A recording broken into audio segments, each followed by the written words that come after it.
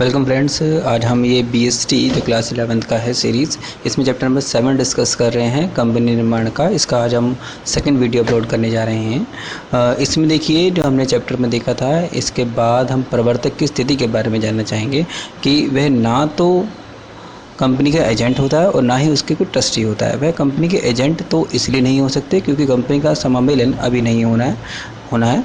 प्रवर्तक ना सभी समामेलन से पूर्व के समझौतों के लिए उत्तरदायी होता है जिनको कंपनी समामेलन के पश्चात मान्यता नहीं दी जाती है। वे यदि लाभ कमाते हैं तो उन्हें इसे उजागर करना चाहिए एवं गुप्त रूप से लाभ नहीं कमाना चाहिए, ये उसका उत्तरदायित्व बनता है। महत्वपूर्ण सूचना के छिपाने से यदि कोई हानि होती है तो कंपनी क्षतिपूर्ति का दावा कर सकती है। प्रवर्तक कंपनी के परिवर्तन पर किए गए व्यय को प्राप्त करने का कानूनी रूप से दावा नहीं कर सकते हैं। कंपनी प्रवर्तकों के माध्यम से क्रय की गई संपत्ति की क्रय राशि अथवा अंशों की बिक्री पर उनकी सेवाओं के बदले एक मुश्त राशि अथवा कमीशन का भुगतान कर सकती है। समामेलन पंजीकृत कार्यालय की सूचना राज्य के रजिस्ट्रार के पास समामेलन के 30 दिन के भीतर भेजना कंपनी के लिए अनिवार्य है। कंपनी के संस्थागत प्रलेख, यदि यह सार्वजनिक कंपनी है तो इस पर कम से कम 7 सदस्यों के हस्ताक्षर होने चाहिए। यदि कंपनी निजी है तो दो से भी काम चल जाएगा। हस्ताक्षरकर्ताओं के लिए अपने घर का पता, रोजगार एवं उनके द्वारा किए गए अंशों की जानकारी देना आवश्यक होता है। कंपनी के अंतर नियम क्या है? देखिए, कंपनी अधिनियम में दी गई तालिका F जो अंतर नियमों का एक आदर्श संग्रह है को अपना सकती है। ऐसा करने पर अंतर नियमों के स्थान पर कंपनी स्थापना परिवर्तन प्राप्त पत्र जमा कराएगी। प्रस्तावित निदेशकों द्वारा निदेशक बनने के लिए लिखित सहमति एवं योग्यता अंशों के क्रय का वचन होना चाहिए। प्रस्तावित प्रबंधक अथवा पूर्वकालिक निदेशक के साथ समझौता यदि कोई है तो रजिस्ट्रार द्वारा होना चाहिए। कंपनी के नाम के अनुमोदन के पत्र की प्रति प्रमाण स्वरूप होनी चाहिए। वैधानिक घोषणा की पंजीकरण से संबंधित यह भली भांति हस्ताक्षरित होना चाहिए। इन प्रलेखों के साथ पंजीकृत के सही पतों की सूचना भी दी जानी चाहिए। 30 दिन के अंदर जमा कराया जाना चाहिए। पंजीयन के शुल्क के भुगतान के प्रमाण स्वरूप प्रलेख होना। इन प्रलेखों में वर्णित तथ्यों की प्रामाणिकता की जांच के लिए भली भांति जांच पड़ताल करने का दायित्व रजिस्ट्रार का नहीं है, ये उसका अपना जिम्मेदारी है, रजिस्ट्रार इसमें नहीं करेगा। कंपनी अस्तित्व में आ गई है। कंपनी समामेलन प्रमाण पत्र की कंपनी के जन्म का प्रमाण पत्र भी कहा जा सकता है। आपसे एग्जाम में से पूछ सकते हैं, जन्म प्रमाण पत्र कंपनी का यही होता है। समामेलन प्रमाण पत्र का प्रभाव क्या होता है? देखिए, समामेलन प्रमाण पत्र कंपनी समामेलन के नियम का निर्णायक प्रमाण है। वैधानिक स्थिति यह है कि कंपनी की समामेलन प्रमाण जारी हो जाने के पश्चात कंपनी के पंजीयन में दोष रह जाने पर भी इसको व्यावसायिक अस्तित्व प्राप्त हो जाता है। पंजीयन के लिए 6 जनवरी को, मान लो एक उदाहरण दिया गया, देखिए यहाँ पे, मान लो पंजीयन के लिए 6 जनवरी को आवश्यक प्रलेख जमा कर दिए गए हैं।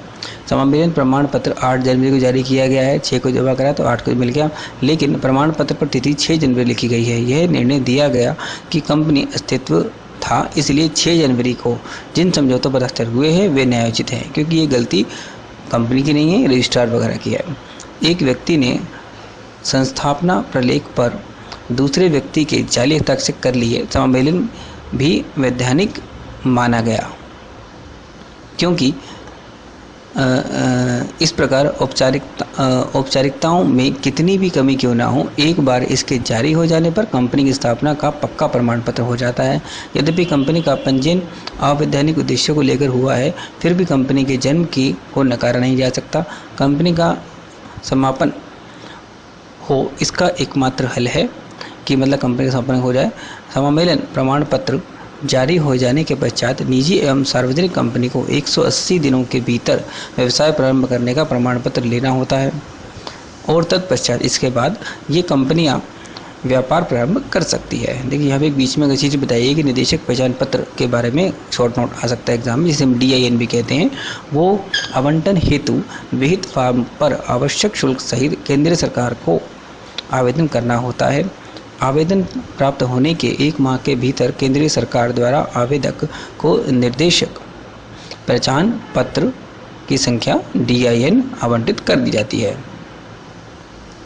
अब देखिए नेक्स्ट एक बात की गई है इस चैप्टर में कि पूंजी अभिदान क्या होता है।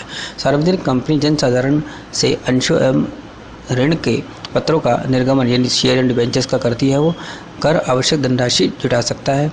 इसके लिए इस अधिकरण पत्र जारी करना होगा जो जनसाधारण को कंपनी की पूंजी के अभिदान के लिए प्रमाण के लिए आमंत्रण है एवं अन्य औपचारिकताओं की पूरी करनी होगी।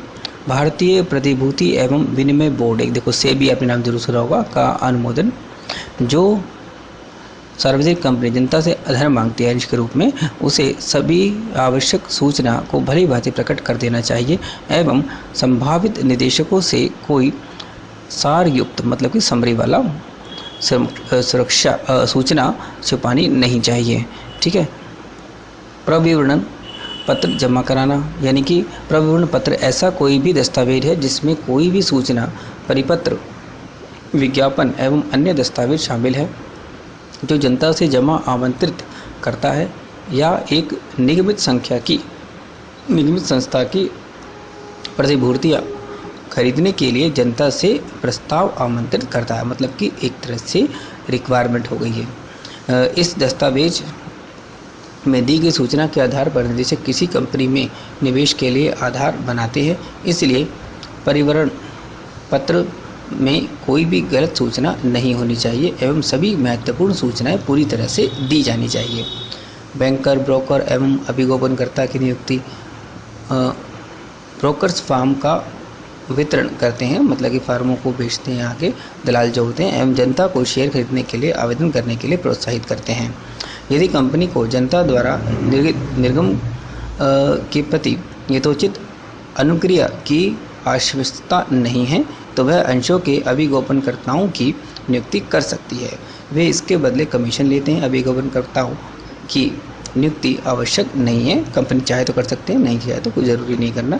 न्यूनतम अभिदान देखिए, अंशों के आवंटन से पूर्व कंपनी के पास अंशों की न्यूनतम संख्या प्रवेदन आ जाना चाहिए। कंपनी अधिनियम के अनुसार देखो नियम बना हुआ है कि इस न्यूनतम अभिदान कहते हैं। सेबी के दिशा निर्देशों के अनुसार न्यूनतम अभिदान की सीमा निर्गम के आकार के 90% है, मतलब जो उसने इशू कराया उसका 90% उसे मिल जाना चाहिए। यदि 90% से कम की राशि के लिए शेयरों के लिए आवेदन प्राप्त होता है तो आवंटन नहीं किया जाएगा एवं प्राप्त आवेदन राशि को आवेदनकर्ताओं को लौटा दिया जाएगा। शेयर बाजार में आवेदन, कंपनी की प्रतिभूतियों में व्यापार की अनुमति के लिए कम से कम एक शेयर बाजार में आवेदन किया जाएगा।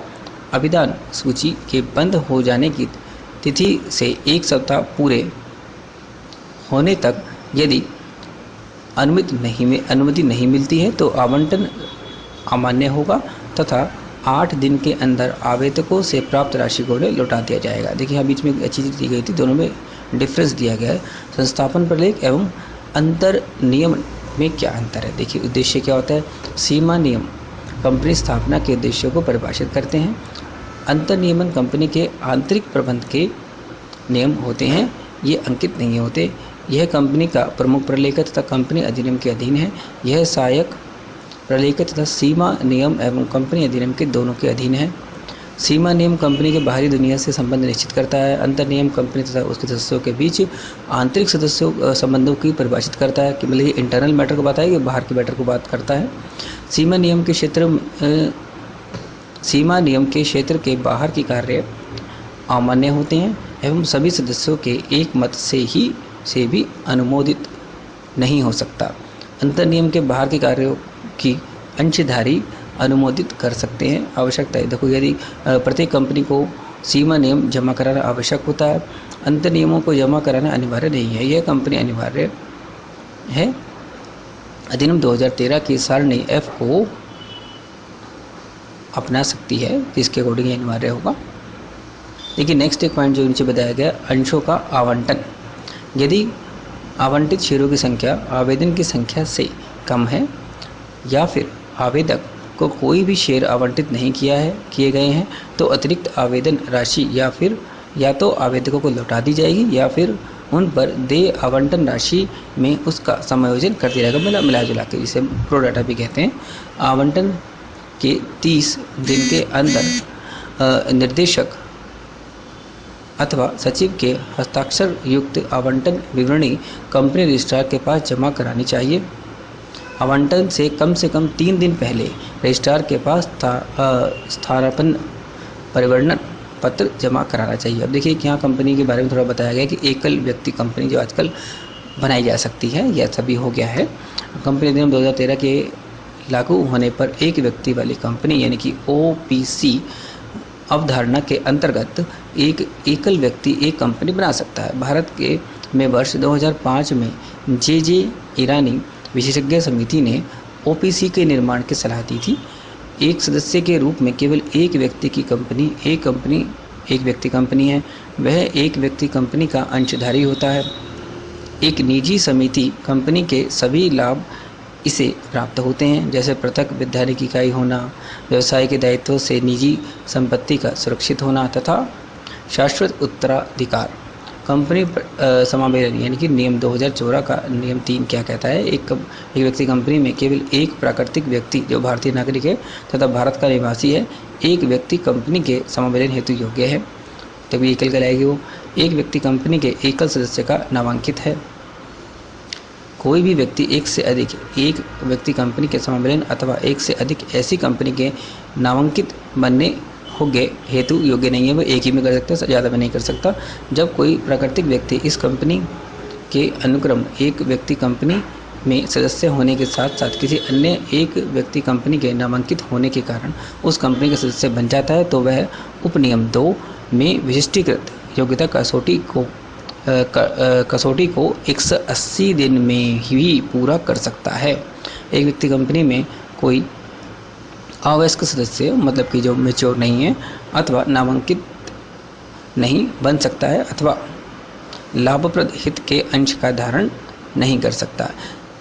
ऐसी कंपनी अधिनियम की धारा 8 के अंतर्गत समावेशन नहीं की जा सकती अथवा कंपनी के रूप में परिवर्तन नहीं किया जा सकता।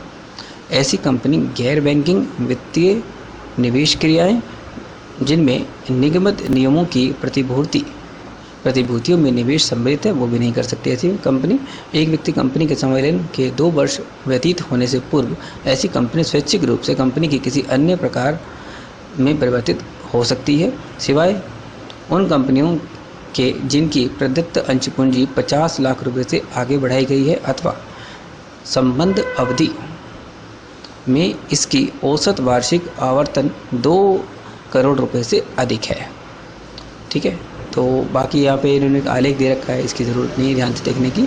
और बाकी चैप्टर आपका ये फिनिश है, तो नेक्स्ट चैप्टर के साथ जल्द मिलेंगे। तब तक के थैंक यू फ्रेंड्स। चैनल को लाइक कीजिए, चैनल सब्सक्राइब कीजिए, चैनल पे कमेंट कीजिए, अपने दोस्तों के साथ शेयर कीजिए। Thank you friends.